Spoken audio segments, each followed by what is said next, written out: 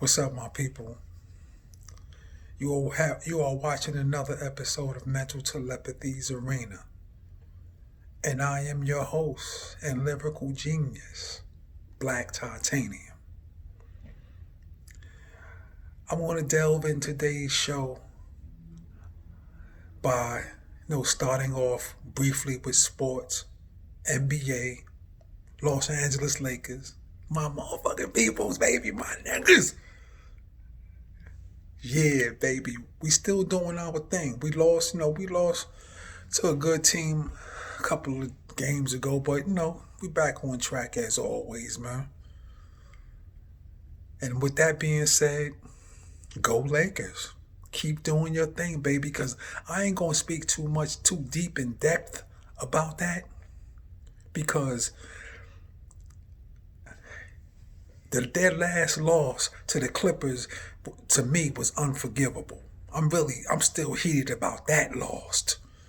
Serious. So I'm not gonna complain about it because I'm a dedicated Laker fan, and I gotta handle the losses as well as the wins.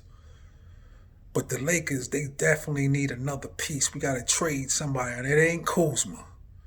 Kuzma is a beast. All you gotta do is they need to play that nigga some more. All of our big men is representing. But we got our guards is not really. These niggas don't play defense. Rondo's he's up in age. You know what I'm saying? I felt like Rondo was a lucky nigga coming in the NBA out of Kentucky. You feel me? He has a real blessed career. Coming out of Kentucky, winning the championship there, and then coming out onto the Boston Celtics when they just formed the big three, which was Ray Allen, Kevin Garnett, and Paul Pierce. So basically, he inherited a team that where he got an automatic championship his first 2 years. On his first being there, his first 2 years, he caught a championship. So but I always felt like Rondo was like mad lucky. He's never been no super point guard. He's a true point guard in his truest essence, true indeed. He's a true point guard, but he's not one of these modern day point guards where he can score a vast amount of points like Westbrook, and a lot of other guards in today's NBA. So I don't think Rondo's really a good fit for the Lakers. I think LeBron James just caught up in his feelings for the certain niggas, and he just want to keep him on the team. But anyway, man. And I think I can't really speak too bad about LeBron, but he lost to me he lost a lot of steps. He's still a monster. No doubt, but when it come to good teams like Milwaukee and Giannis and them niggas and the Clippers and Paul and Kawhi Leonard and them, it seemed like he just disappears altogether. But I truly believe that we will be the last team standing in June. So go Lakers, baby, as always. Because, there's a lot of people that don't want to see us get there. But nevertheless, on to more important topics. The topic of our youth. The black youth. Because that's got to be in the forefront of all my segments. Because if you can't recognize your future, you will wake up years later in the future with your future screaming, fuck you, with nobody to look up to. So the subject matter is on our people and self-hatred. I've been bothered by that throughout my whole life. Self-hatred. I've been a victim of it. And all of my people have been a victim of it. I've learned to, start loving myself just in recent years, but I've been, I'm not no different than any other black people out here. We all suffer from psychological traumatized actions that's been happening to us for hundreds of years. So, I mean, that's nothing unusual. But I just want to speak about, we got to always bring about awareness when it comes to this subject matter, because this is something that's boggling our whole race down. This is something that's one of the cancer sores on the backs of our race. Real talk. Self-hatred. Where you see a lot of these black mothers out here is hating themselves. A lot of these black girls out here is hating themselves. A lot of these black boys out here is hating themselves. And black men are hating themselves. And the actions speak louder than them sticking their chest out in a dignified way saying, no, I don't hate myself. I love myself. For a prime example, I want to give you a prime example. Let's go to the example of Nikki Minaj. Now, here we have a black sister. They all know a lot of these niggas are caught up in the color code and all that. I ain't with none of that shit. So here we have a black sister who grows up in New York City, in Queens, New York. Okay, she's originally from the islands, but she was brought to the United States to live in New York, in Queens, New York. Now here's a black sister who grows up into the struggle, and she actually gets blessed enough to make it successfully in the music industry. Okay? Now we're talking about a whole nother level of life, where the poverty-stricken life, which as she used to know it, is no longer exist. She's a successful rapper in the industry, and everybody already know it. That goes unsaid. But here's where self-hatred kicks in.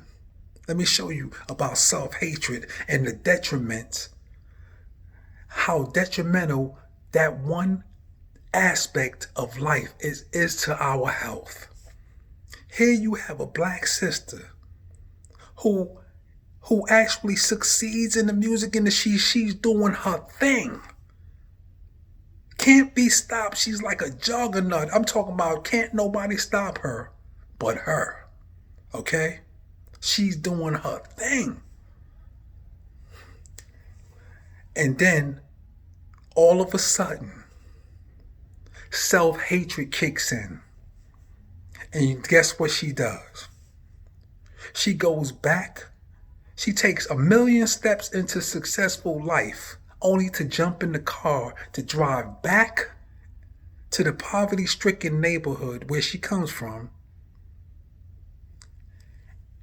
and looking for old demons.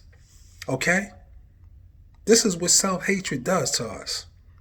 She goes back to the poverty-stricken neighborhood looking for old demons. Because, a lot of people that make it into the industry, the NBA, NFL, music industry, or whatever, they always want, they live by this philosophy that I'm not going to change, I'm going to be. No, sometimes a nigga gotta change. From where we come from, the crab in the bucket effect, nigga gotta change. Okay? But here she is, only to jump in the car, go back to the poverty-stricken neighborhood looking for old demons. And sure enough, she found the demon that she was looking for. One of her exes. One of these niggas out here from the blood gang, doing their thing or whatever. Okay, so they got so they decide to rekindle the flame, so to speak. Okay? See, but I know the mentality of gang members. Okay, like I said, a lot of them grew up without fathers. They all share one common bond one common bond, and that's the fact that all of them were abused children when they were younger. So when the father is not in your life to give you guidance, the mother has to be the one to do the job. So mothers can't turn boys into men. So what they do, they pass down all these bad habits like insecurities, and they fuck over the child's mind so bad that they become emotionally disturbed. So back to the essence of the conversation. This dude, he's a gang member. He doing this thing, and so they decide to rekindle the flame. Him and Nikki Minaj.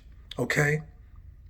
So I know how gang members think because I know my people. I know I know these niggas' minds better than they do. A lot of them do.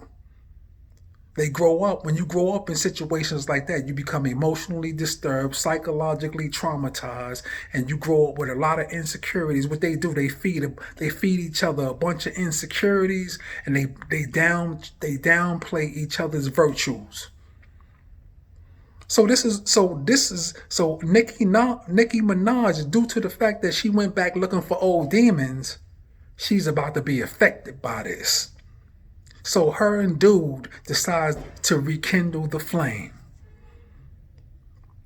So through his insecurities and her lustful ways, thinking that this is really love, so he subliminally, not outright says, yo, I want you to quit that. No, he subliminally pressures her into retiring from music. Okay? Because he tells under the philosophy of, listen, we need to settle down and have a family. This nigga got a rap sheet the size of a novel.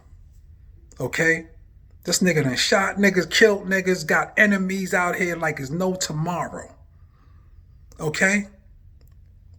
Let's be real about this. Keep this shit 100. Okay? The nigga's a real nigga. He's a true nigga, real nigga. As they say in the ghetto. No, in my world, a real nigga is a nigga who bow down on his knees and he's able to pray in front of 1 million people, and he can get up off his knees or her knees and don't care what the 1 million people think. That's a real nigga in my world. But I'm talking about in the world where our people have been indoctrinated in the realm of self-hatred. Okay?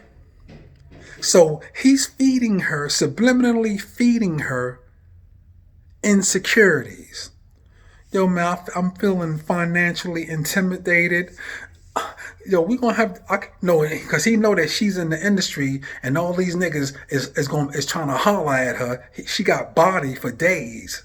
So I know that he knows as well as I know, and the world knows that niggas is hollering at her.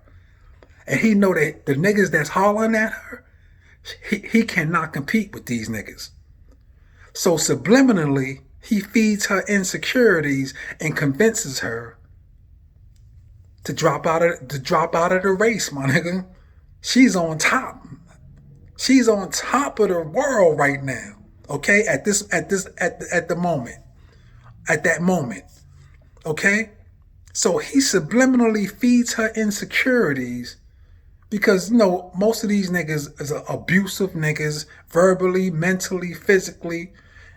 And they got and niggas don't know how to treat a black woman. Every time they get a black woman, they take them straight to the gutter. Okay? A lot of these niggas are rape-o, pedophile ass niggas and so forth. But nevertheless, back to the essence of the conversation. Just to show you what self-hatred does to our people. She got the nerve to come online, to come on the internet and to come on interviews and say, you know what, I want to settle down and have some kids, which is cool. I'm not knocking that whatsoever. But yo, let's assess the situation. Like I said, dude he got a bunch of insecurities. He can't match her income. You know what I'm saying? So he's basically his insecurities are kicking up through the fact that she's the breadwinner. Okay? But due to the fact that he's a real nigga in that world, she's caught. Most of these black girls go chasing these niggas because they watch their mothers who were promiscuous to these and addicted to these type of niggas, and they train the daughters and their sons to be the same way. When a girl is growing up and she watches her mother be promiscuous and disrespect herself and let men disrespect her, the daughter will grow up to be promiscuous, and she will live by the philosophy that this is what a real man is. A nigga who beats your ass, a nigga who abuses you, a nigga who say all type of shit to you. And that's Nicki Minaj is just an example, because most of our black women out here are the same way. I'm just giving you an example. So as they grow up, these niggas that I'm talking about, they don't have to go looking for these chicks no more. They already trained the mother. And the mother passed the habits down to the next generation through her actions. Okay? And when it's a little boy growing up and he watches his mother being promiscuous and disrespecting herself and niggas disrespecting her, he grows up not having respect for women. Okay? So here's the results of both victims, both of these, now we talking about both of them are victims, Nicki Minaj and old dude, okay? Via the world of self-hatred. So now she thinks, so these black sisters, they think that, they don't have to be trained. These niggas don't have to come running looking for them no more. They run out there and they're caught up by the excitement these dudes' so-called exciting lives. You know what I'm saying? Life being lawless, these niggas do what they want to. They run a criminal enterprise and they get money the fast way. Okay? So a lot of these black chicks, they addicted to these type of niggas, not to the money, but to the excitement. Subliminally, deep in their subconscious, because their mothers was addicted to these type of niggas. Okay? This is what self-hatred does to us. Okay? Here you have a sister who made it all the way out the ghetto, made it all the way to the top of the music industry, and got the nerve to talk about doing an about face and taking 50 million steps backwards. Not because she quit the music industry, because she found the demon that the old demon that she was looking for. I'm just giving it to you straight up in the raw. And this is what self-hatred does. If we don't get hold of our youth,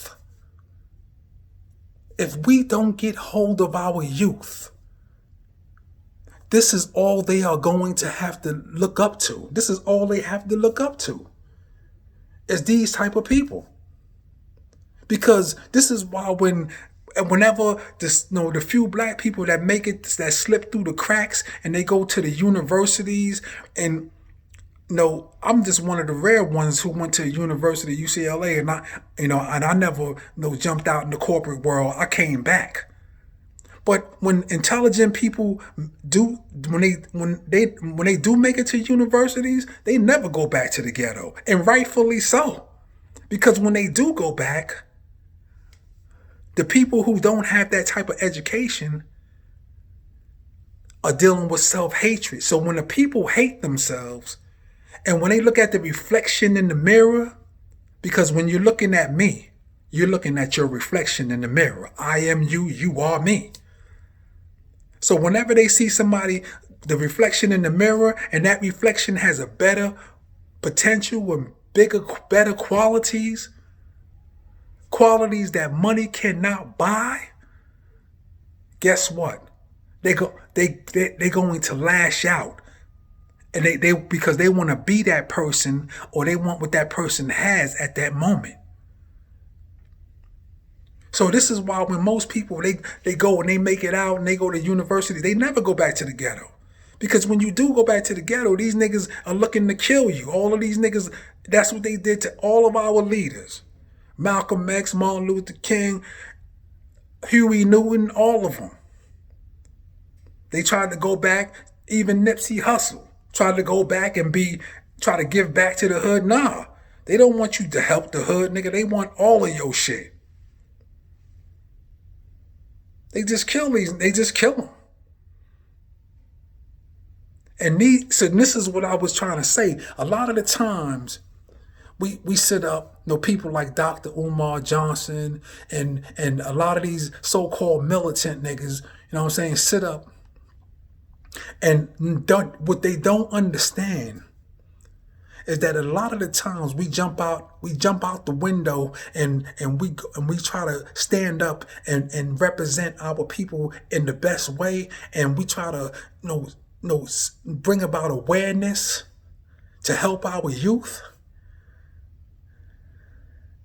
And what you're really doing is casting pearls among swine. Because when a lot of these niggas get knowledge, they turn it into evil shit. They use it for evilness anyway. To try to run on some girl where they could deceive her and have her thinking that he's the intelligent nigga and he got his shit together. Yeah. This is what black people have been reduced to. From kings and queens in Africa, Nefertiti, Osiris, Isis, Queen Zinga, to all those most beautiful people who represented us in the best way, reduced into rubbles.